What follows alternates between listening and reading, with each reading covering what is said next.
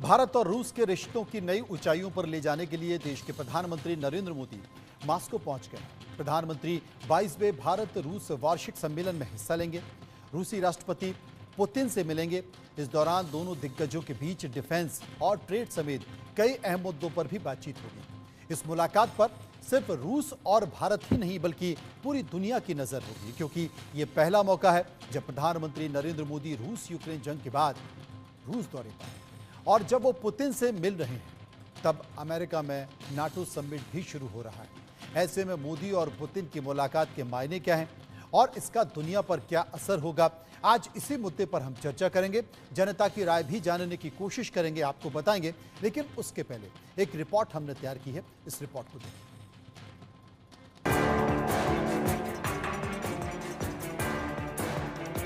5 साल बाद प्रधानमंत्री मोदी भारत के सबसे अजीज दोस्त पुतिन से मिलने पहुंचे तो रूस ने दिल खोलकर उनका स्वागत किया। मॉस्को एयरपोर्ट पर रूस के उप प्रधानमंत्री डेनिस मंटुरोव ने पीएम मोदी का ग्रैंड वेलकम किया। एयरपोर्ट पर ही प्रधानमंत्री मोदी को गार्ड ऑफ ऑनर दिया गया। उनके स्वागत में एयरपोर्ट पर राष्ट्रगान हुआ और इस ऐतिहासिक पल को लेकर पीएम मोदी ने सोशल मीडिया एक्स पर पोस्ट कर लिखा, मॉस्को पहुंच चुका हूं। उम्मीद है कि दोनों देशों के बीच रणनीतिक साझेदारी और भी अधिक मजबूत होगी। रूस और भारत के बीच मजबूत संबंधों से दोनों देशों की जनता को फायदा मिलेगा। भारत और रूस के रिश्तों की बागडोर बेहद मजबूत है और इसे और मजबूत करने के लिए दोनों देशों के रिश्तों को नई ऊंचाइयों पर ले जाने के लिए प्रधानमंत्री मोदी मॉस्को पहुंचे हैं। जहां एयरपोर्ट के बाद वो कार्ल्टन होटल में भारतीय समुदाय के बीच पहुंचे तो अपने बीच पीएम को देख भारतीयों का जोश हाई हो गया। मॉस्को के कार्ल्टन होटल में पीएम मोदी भारतीय समुदाय से मिले, उनसे बातचीत की, उनका हाल जाना। इस दौरान रूस में भारतीय संस्कृति का रंग भी देखने को मिला।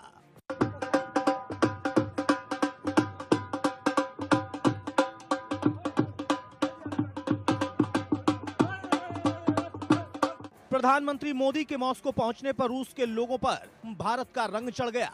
वो भारतीय संस्कृति के रंग में रंगे नजर आए और अंदाज भी भारतीय हो गया। नमस्ते, मेरा नाम सोफिको है।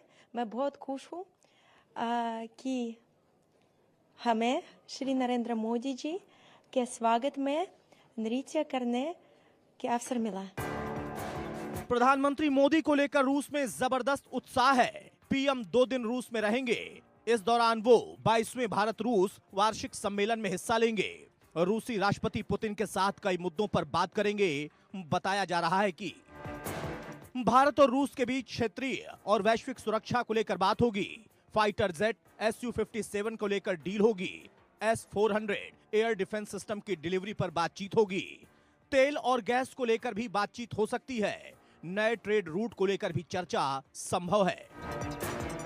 मोदी और पुतिन की यह मुलाकात इसलिए भी खास है क्योंकि यह पहला मौका है जब प्रधानमंत्री मोदी यूक्रेन जंग के बाद रूस का दौरा कर रहे हैं। साथ ही मोदी का रूस दौरा उस वक्त हो रहा है जब अमेरिका में नाटो समिट शुरू होने जा रहा है। ऐसे में जाहिर है इस मुलाकात पर पूरी दुनिया की नजर होगी। Bureau report, India news. रूस का यूक्रेन पर लगातार बड़ा हमला है और ये खबर बड़ी आ रही है कि एक बड़ा हमला किया गया है। ये हमला तब किया गया है जब देश के प्रधानमंत्री नरेंद्र मोदी रूस में मौजूद हैं और यूक्रेन के कीव में रूस ने ये हमला किया है। बच्चों के अस्पताल पे हमला किया गया है। बच्चों के अस्पताल को निशाना बनाया गया है। अब तक जो जानकारी हमें मिल पा रही है उसमें 31 लोगों की मौत हो गई है और 150 से ज़्यादा लोग घायल हो गए हैं। इस बात को लेकर भी ये संकेत दिया गया है। उधर जो रणधीर जायसवाल हैं, जो कि विदेश मंत्रालय के प्रवक्ता हैं, उन्होंने इस बात का भी जिक्र सोशल मीडिया पे किया है। ये तमाम सारी चीज़ें, लेकिन कई सारे सवाल हैं जो हम इन सवालों को लेकर, यानी कि देश के प्रधानमंत्री नरेंद्र मोदी की रूस यात्रा, उन सवालों को लेकर, इस यात्रा को लेकर हम जनता के पास पहुंचे।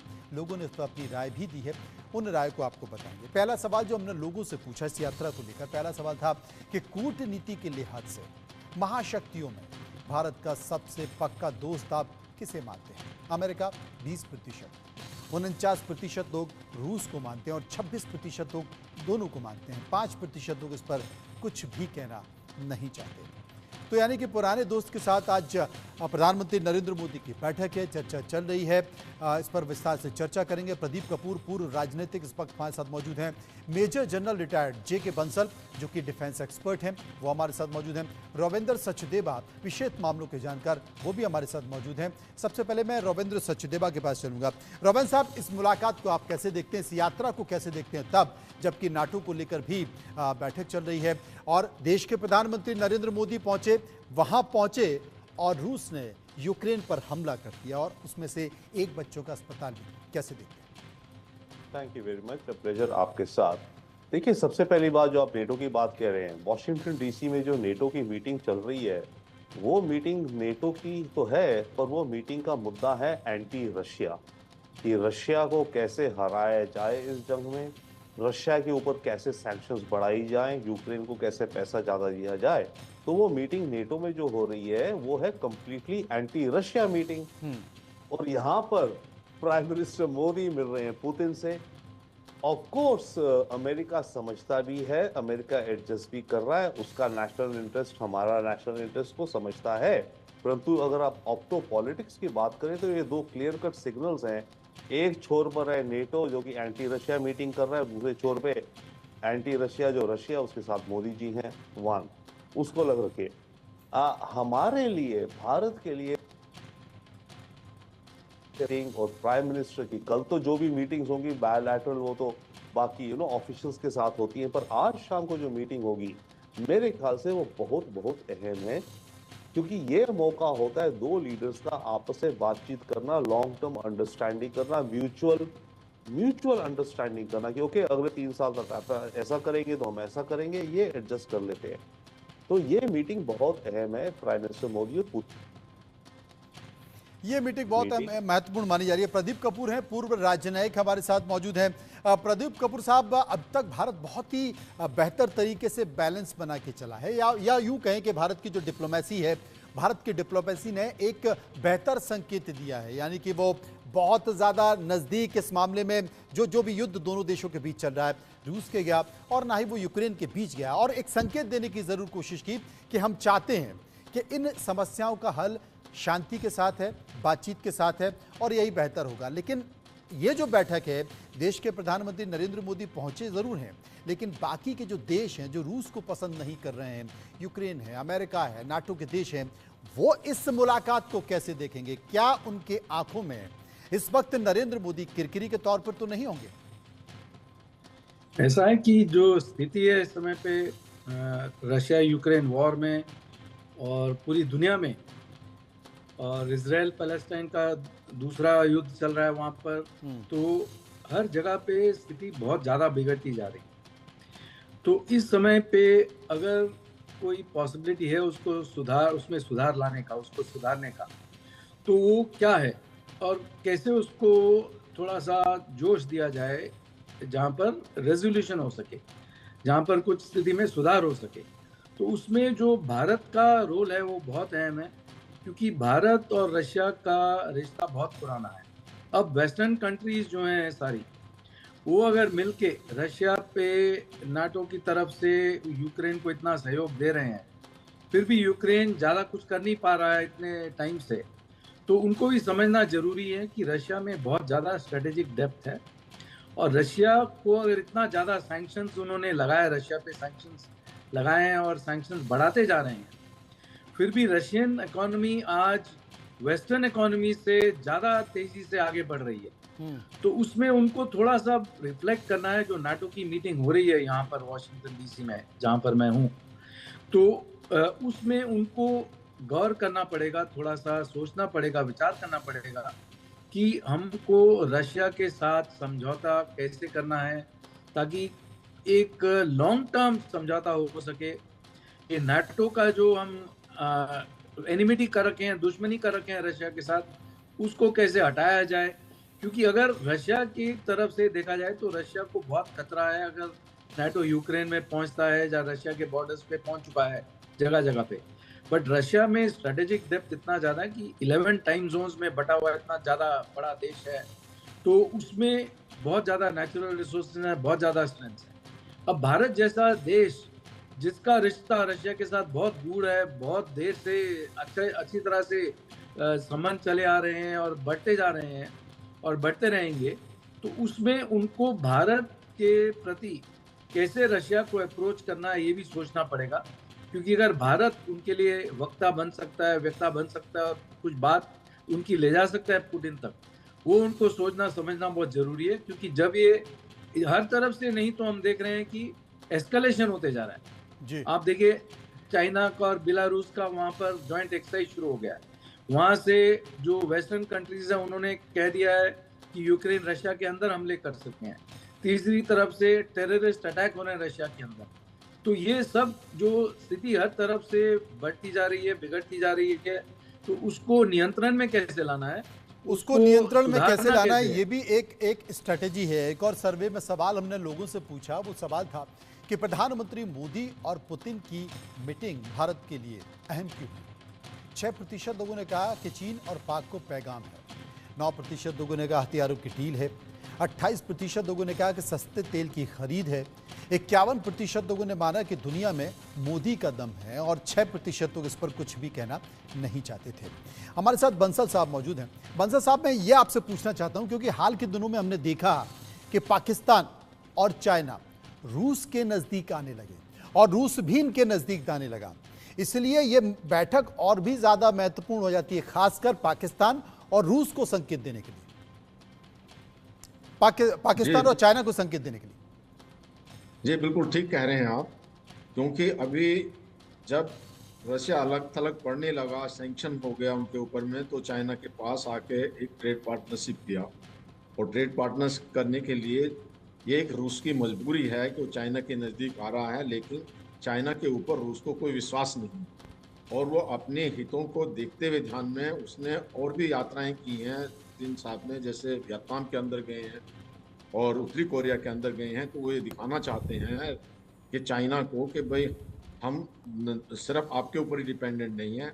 दूसरा, अभी जो एससीओ की मीटिंग हुई थी उसके अंदर में भी चाइना और रशिया के बीच में थोड़ा मतभेद इसलिए था, जो सेंट्रल रशिया है, कजाकिस्तान, किर्गिस्तान, उज्बेकिस्तान, वहाँ पर जो एससीओ के जो मेंबर हैं उनके द्वारा चाइना अपना प्रभुत्व जमाना चाहता है, क्योंकि वहाँ पर काफ़ी मिनरल रिसोर्सेज हैं।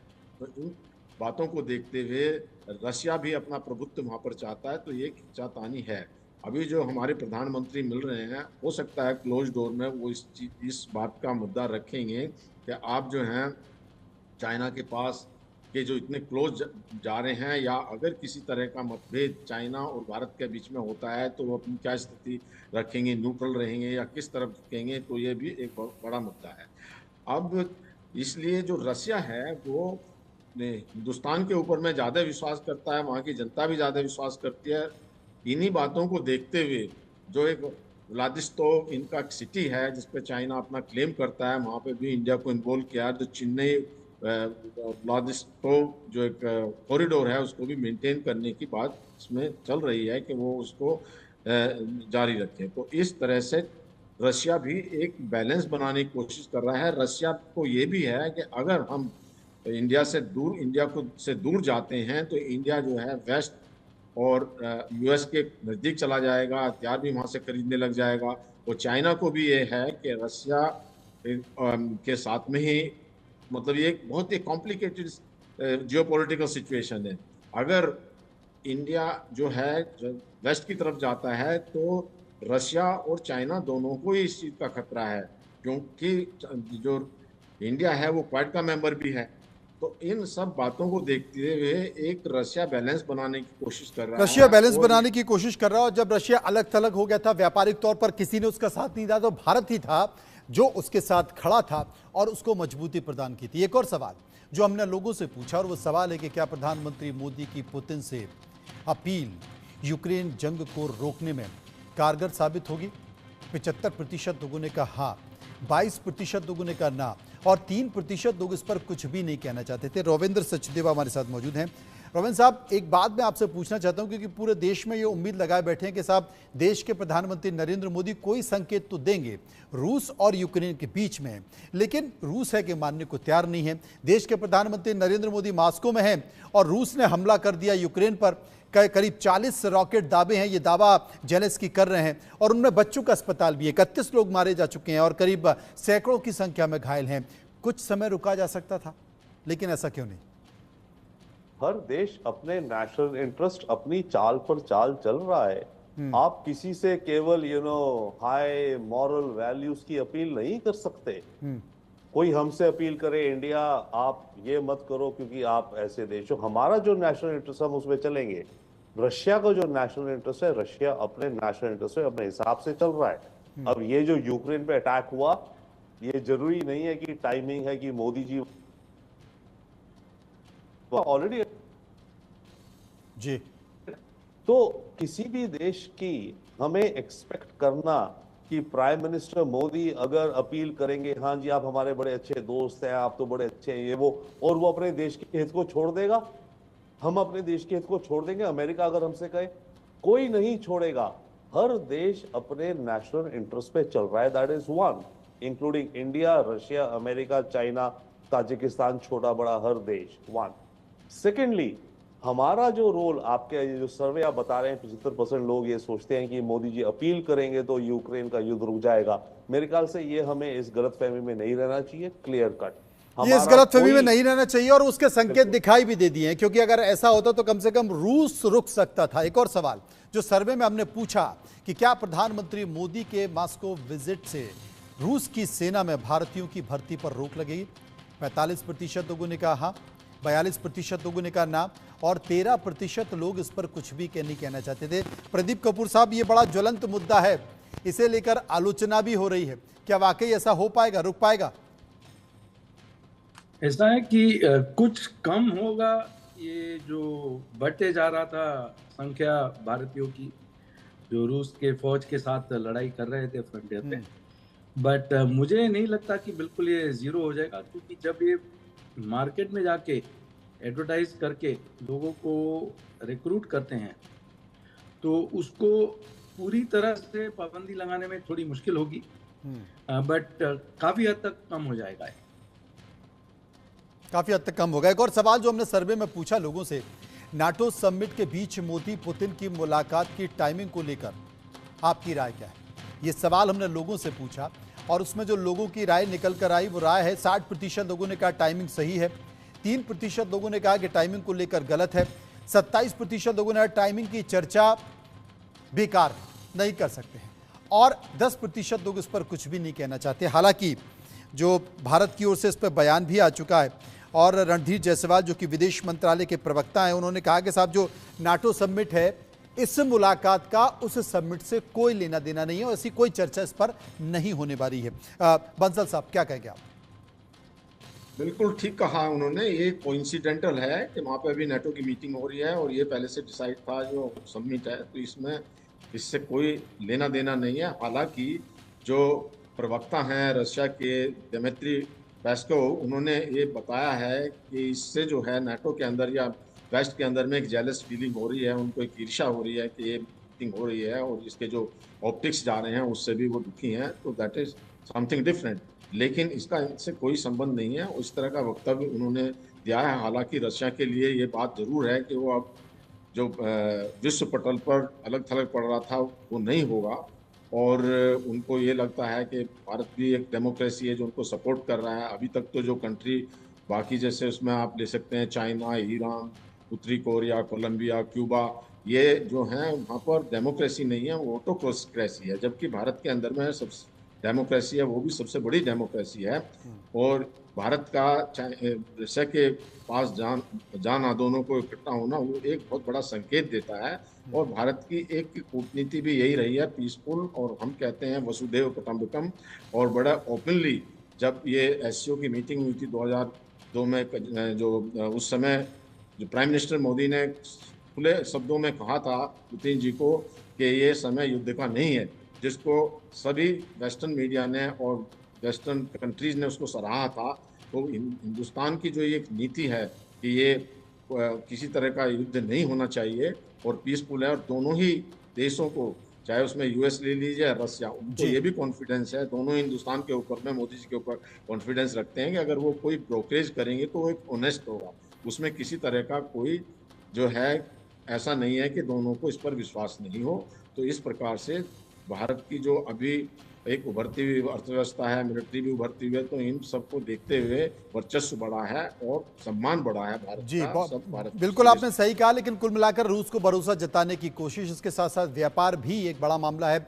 व्यापारिक समझौते दोनों देशों के बीच चर्चा, ट्रेड और इसे लेकर विस्तार से चर्चा होगी। इसके बाद देखा जाएगा कि संकेत किस तरीके से निकल कर आते हैं। बहुत बहुत शुक्रिया करेंगे सभी लोगों का जो विस्तार से इस मुद्दे के साथ मेरे साथ चर्चा कर रहे थे। आगे बढ़ते हैं और बात करते हैं हाथरस कांड के गुनाहगार की।